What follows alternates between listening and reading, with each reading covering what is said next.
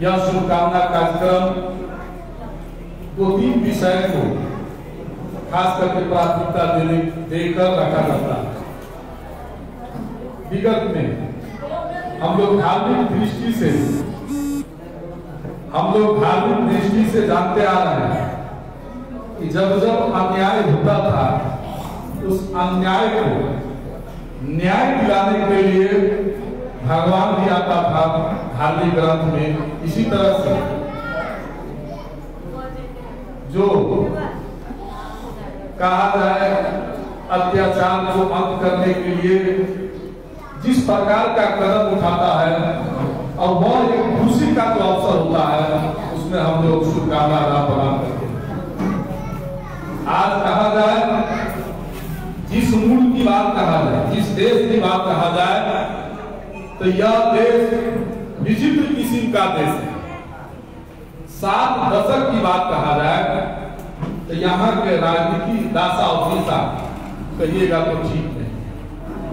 और दुनिया का इतिहास ले लीजिए, अगर किसी भी मुल्क का राजनीतिक व्यवस्था अगर ठीक नहीं होता है तो वहाँ का अर्थतंत्र ठीक नहीं होता है। और अर्थतंत्र अगर ठीक नहीं होगा तो समाज के सहयोग करने वाले जितने भी निकाय होता है सबों में देखिएगा समस्या उत्पन्न हो जाता है। चाहे राजनीति बात हो, चाहे सामाजिक हो, चाहे संस्कृति हो, चाहे विकास के पूर्वाधार हो, हर एक जो मानव जीवन में जो आवश्यक होता है, चाहे शिक्षा की बात हो, चाहे स्वास्थ्य की बात हो, चाहे सड़क की बात हो, सबों में कटौती हो जाता है। और आज का एक दुखद पक्ष है कि नेपाल की अवस्था कहिएगा तो 7 दशक से चुकी। पिछले कई बार हम लोग परिवर्तन के लिए संघर्ष किए और आज की स्थिति में राष्ट्रीयता के लिए मधेसी जनता सदियों से शहादत देते आ रहे हैं, लेकिन सिर्फ सत्ता परिवर्तन के रूप में मात्र रह गए। पहली बार कहा जाए तो हमारी आपका समुदाय का लोग द्वारा जो आंदोलन के बिगुल फुकाया, जिसे हम 2063 करते हैं, तो पहली बार नेपाल में व्यवस्था परिवर्तन और संघीय लोकतांत्रिक गणतंत्र और आज की नीति में संघीयता में यह संघीयता राजनीतिक दृष्टि से कहिएगा विश्व का सबसे सुंदर पद्धति है। इसमें आप यह संघीयता के तहत मानव या जनता या नागरिक अपना आधारभूत समस्या पूरा कर सकता है। यह ऐसी व्यवस्था है, लेकिन दुखद पक्ष कहिएगा यह व्यवस्था को किसी का नजर लग गया।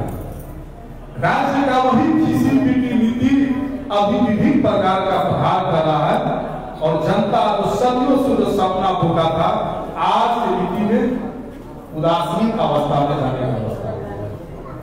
यह दुखद पक्ष। आज आप लोग कहते होंगे कि ये प्रदेश नंबर 2 में परिवर्तन की बात, एक नई सरकार बनी है, ये हमारी सरकार है। ये आप लोग का सोचना मानना जायज है, लेकिन आप लोग को मैं कुछ बीच में बात करना चाहता हूं। सिर्फ सरकार कहने से नहीं होता है, सरकार को चलाने के लिए बहुत सारा फैक्टर होता है। उस सरकार को पुलिस प्रशासन होता है, उस सरकार को अपना कर्मचारी होता है, उस सरकार को अपना आर्थिक स्रोत होता है। लेकिन कहा जाए तो अभी तक देखिएगा 7 प्रदेश में दान प्रवृत्ति से देखा जाता है। बहुत हल्ला करने के बाद देखते हैं केंद्र सरकार कोई न कोई चीज देता है। इस तरह से संघीयता का सुंदरता कहिएगा, लोकतंत्र का खूबसूरती कहिएगा नहीं होगा, क्योंकि संविधान में जो व्यवस्था है वह कानूनी रूप से मिलना चाहिए। इसके लिए संघर्ष करना कोई जरूरी नहीं है। लेकिन आज के नीति में देखिएगा जो संविधान में जो चीज है उसके लिए प्रदेश सरकार अहोरात्र संघर्ष कर रही है। आज हमारी कार्यक्रम के आयोजक जी द्वारा कुछ प्रश्न लाते गए, मुझे कहने में भी दिक्कत होता है। हम लोग खाली प्रश्न के उत्तर देने के लिए मात्र बनते हैं। गलती करे संघ, भरपाई करे प्रदेश। किसी भी राज्य के बात कहिएगा, किसी भी देश का बात कहिएगा, सुशासन को व्यवस्थापन करने में प्रहरी प्रशासन को प्रमुख भूमिका रहता है। लेकिन आज 3 साल हो गया है सरकार का, अभी तक केंद्र सरकार प्रहरी प्रशासन प्रत्यारोपण नहीं किया है। ये किनका गलती है? आप लोगों ने। ये प्रदेश सरकार का कमी कमजोरी है कि केंद्र सरकार का कमी कमजोरी है? संविधान में स्पष्ट रूप से लिखा गया है कि प्रदेश में प्रहरी संगठन रहेगा। उसी के तहत आज से पौने 2 साल पहले हम लोग प्रहरी ऐन पास किए, लेकिन उसमें कानूनी अड़चन है। प्रदेश सरकार को प्रहरी ऐन पास करने से नहीं होगा, उसको मापदंड केंद्र को बनाना होगा। और आप लोग जानते होंगे चैत्र 20 गते को महामहिम राष्ट्रपति द्वारा कानून पर लागू हुआ, लेकिन विभिन्न बहानाबाजी में, विभिन्न षड्यंत्र में अभी भी केंद्र सरकार ने उनको दे देना चाहिए वो कानून और समायोजन के हिसाब से आगे बढ़ा देना चाहिए, लेकिन नहीं बढ़ा।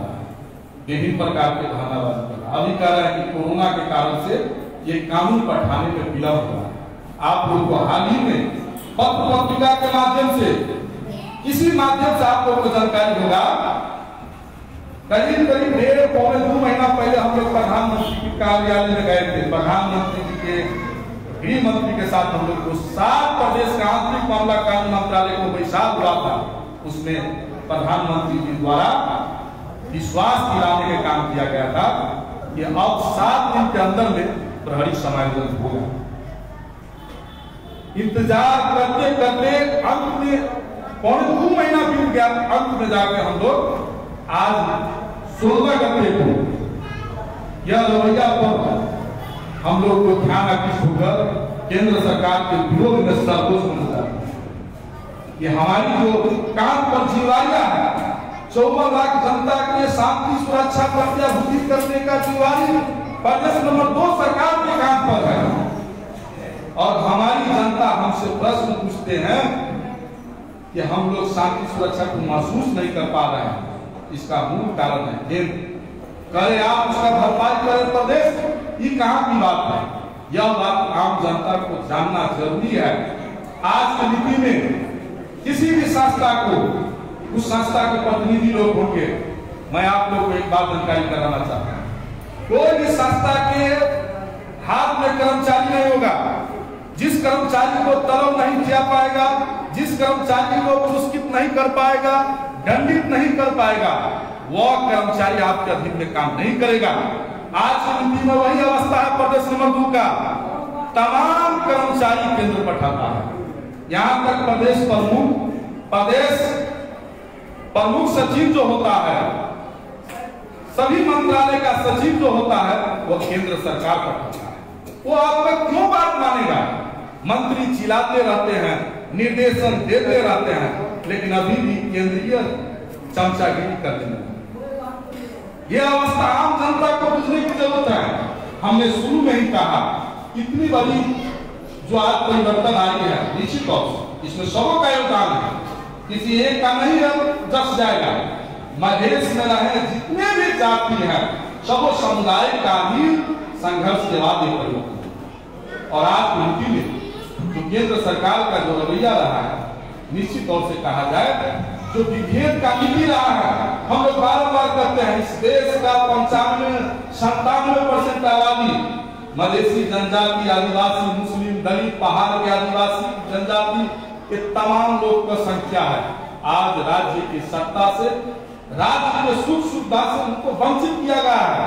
और इसीलिए हम लोग संघर्ष कर रहे हैं कि बहुसंख्यक समुदाय को राज्य के हर एक निकाय को प्रस्तुत और राज्य का वही सोच अभी तक हावी है। विभिन्न जाल संयंत्र में लगाया है और कल के दिन में ये भी कहेगा कि प्रदेश सरकार काम करने में सक्षम है। ऐसा कहीं होता है? आप गलती करें, उसका भरपाई प्रदेश करे। शांति सुरक्षा के सवाल में 3 साल हो गया है, क्यों नहीं दिए हैं आप? जब संविधान में उल्लेख है तो आपको देना जरूरी है, क्योंकि संवैधानिक रूप से आपको हर एक को अपना अपना अधिकार रखा गया। ये अवस्था आज की हिंदी में मैं आपको जानकारी करा दूं, प्रदेश सरकार किसी के साथ विभेद नहीं कर रहा है। प्रदेश सरकार प्रहरी एंड हम लोग जो लाए उसमें निर्वाचन आयोग को डाटा इस कम्युनिटी का कितना संख्या है उस संख्या के आधार पर आरक्षण। मुस्लिम 12% है इस प्रदेश में, आप देख लीजिएगा प्रहरी में मुस्लिम को 12% आपको आरक्षण दिया। आप देखिएगा उसमें दलित 18% है तो दलित को 18% आरक्षण दिया। और राज्य के द्वारा सदियों से एक खिसी पीटी जो नीतियां थी, जो महिला को सदियों को 33% आरक्षण को बात कहा था, उसको हम लोग तोड़ दिए। अब 50% महिला को आरक्षण हम लोग दिए हैं प्रहरी में, ताकि महिला के साथ जो अराजकता होती है, महिला के साथ जो हिंसा होती है, महिला के साथ जो विभेद किया जाता है या घरेलू हिंसा होता है, कल महिला अपने आप प्रहरी में भरना हो 50% के आरक्षण। कल महिला यहाँ के प्रहरी में प्रहरी बने, कल यहाँ के महिला एसआई बने, इंस्पेक्टर बने, एसपी बने। इस तरह से प्रहरी में सुंदरता हम लोग डालने के काम से अब महिला चुप नहीं रहेगी। प्रदेश सरकार के जितने भी विधेयक हैं, तमाम विधेयक में आपको देखेंगे महिला को हम लोग 50% आरक्षण देंगे। क्योंकि दुनिया का इतिहास ले लीजिए, किसी भी मुल्क का आधा आबादी महिला को होती है। अगर महिला को आप राजनीतिक तौर से हो या देश के विभिन्न निकाय में अगर महिला को 50% अगर सहभागिता नहीं कराते हैं तो आपका उस देश का उन्नति और प्रगति नहीं। आधी आबादी आपको घर में बैठ जाएगा तो आपका देश का प्रगति कैसे होगा? आज देखिएगा अमेरिका की बात कीजिए, यूरोप कंट्री की बात कीजिए, तो वहां पर आधी आपको पुरुष दिखाई देगा आपको किसी कार्यालय का प्रमुख में, तो आधी आपको दिखाई देगा महिला। आज देखिए वो देश आज वहां का नागरिक नहीं, वो देशी संपत्ति, देश के साथ साथ वहां का हर एक नागरिक। तो ये विभेद को अंत करना होगा और यह विभेद को अंत के लिए आप लोग देखे होंगे शिक्षा को स्तर बढ़ाने के लिए मुख्यमंत्री जी द्वारा बेटी पढ़ाओ बेटी बचाओ, ताकि महिला को समान अधिकार मिले। समानता की असली में जो कहते हैं दुनिया का मंच पर नारा देते हैं, अगर समानता की अगर कहीं पर भी कार्यान्वयन किया है तो प्रदेश नंबर 2, क्योंकि हम लोग जानते हैं जब तक शिक्षा का स्तर नहीं उस देश का संबंध और उसमें आधी आबादी जो महिला होती है जो घर में बैठती है और विभेद का शिकार है, वो महिला को शिक्षा के स्तर में लाने के लिए मुख्यमंत्री द्वारा बेटी पढ़ाओ बेटी बचाओ। इसी तरह से प्रदेश नंबर 2 को जिस तरह से हम नेपाल को कहते हैं कृषि प्रधान देश है, इसी तरह से हम लोग प्रदेश नंबर 2 को भी कृषि प्रधान प्रदेशी मानते हैं। और इसमें किसान लोग को संख्या अधिक है। किसान को स्तर उन्नति बढ़ाने के लिए आप लोग देखे होंगे इतनी बड़ी कोरोना की महामारी विश्व हित त्रायमान है, जो राष्ट्र संपन्न है वो भी आज मत्साहु की अवस्था में है। और वह महामारी को ख्याल रखते हुए प्रदेश नंबर 2 को भूमि व्यवस्था कृषि सहकारी मंत्रालय द्वारा 4 महीना को किसान को जो ऋण था वो भरपाई प्रदेश नंबर 2 की सरकार, वह ऋण चुकता करने के काम प्रदेश नंबर 2। इसी तरह से किसान को मनोबल बढ़ाने के लिए बहुत सारा कार्यक्रम सब ला रहा है।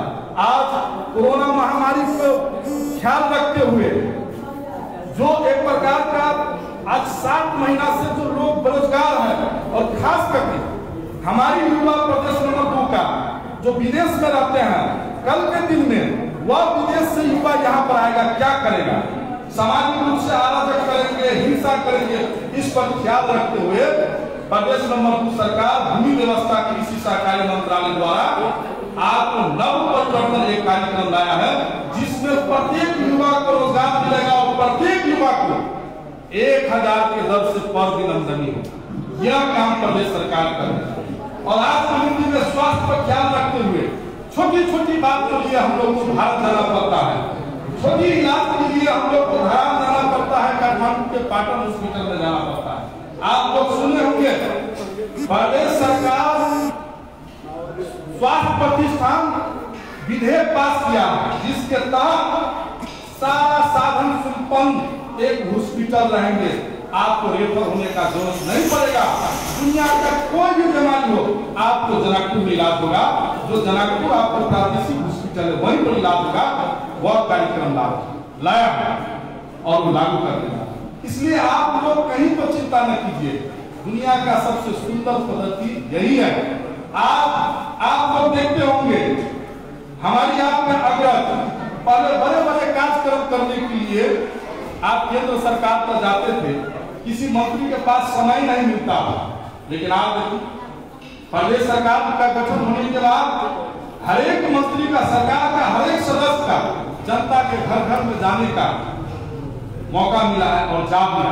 यह है सुंदरता संयमता की। हम लोग कहते थे अपना सरकार हो, अपना शासन हो, अपना प्रशासन हो। आज की नीति वही होगा। आज यहाँ पर मुख्यमंत्री कोई बनेगा, कोई अन्य विभाग का प्रमुख बनेगा, यहाँ के समुदाय का लोग बनेगा। हमारी आपका जो विभेद है वो अंत होगा। आज देखिए ये अवस्था है, इसलिए कहीं पर चिंता करने की अवस्था नहीं है।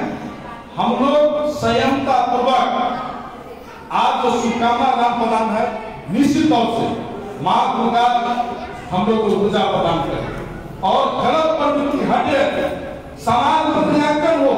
सही काम कौन कर रहा है, गलत काम कौन कर रहा है, गलत क्या है, सही क्या है, ये समाज द्वारा चलने चाहिए। अब गलत चीज भ्रमित में नहीं पड़ना है। अब नया युग आ गया है, 21वीं शताब्दी आ गया है।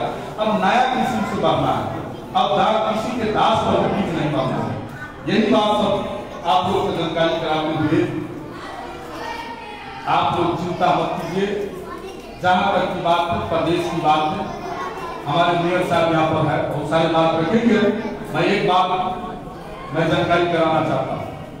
आज से 10 साल पहले एक गांव में कितना बजट आता था आप लोग को ये होंगे। एक गांव में करीब 10 लाख, लेकिन आज समझौता का दिन है। एक गांव में एक वार्ड के लिए करोड़।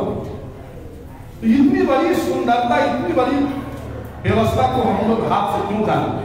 अगर यह गलत प्रवृत्ति को जो विरोध करता है या कारीगर पक्ष में समस्या उत्पन्न करता है, उसको विरोध में हम लोग को सारे लोग प्रदेश नंबर 2 को, चाहे नेकपा हो, चाहे कांग्रेस पार्टी हो, चाहे जसपा हो, चाहे अन्य संघ संस्था हो, सबों को एकजुट खड़ा होना है।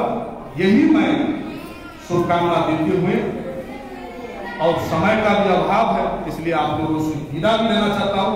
धन्यवाद।